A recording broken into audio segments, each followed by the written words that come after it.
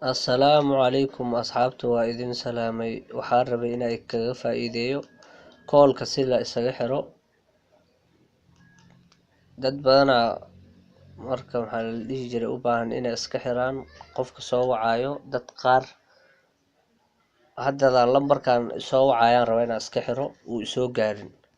Marka Play Store-ka galaysaa, way badan yihiin waxyaabaha la isaga xiro, application-ada la isaga xiro. Call block qoraysaa ayaga kuu soo dhiga ayagoo fara badan.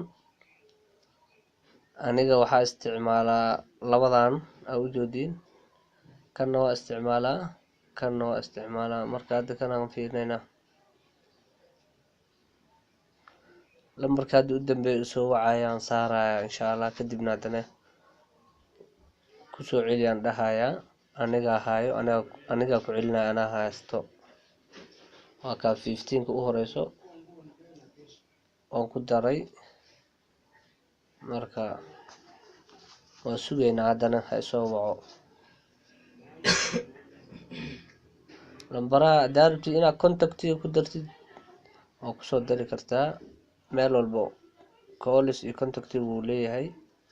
Lambarka hadda uu soo wacay waa u joodiin, waa ka meeshaas kor uu igu soo qorayaa, laakiin caadi iima soo gaarin. waa kana asagana busy u sheegaya, anigana caadi inuu soo waco u sheegaya, laakiin ma soo dhacayo. wax kale mashquul iska wataa wadan karaa. waana ka u joodiin inta goor uu soo wacay. marka laga faa'iideysto, cashirkaas waa muhiim.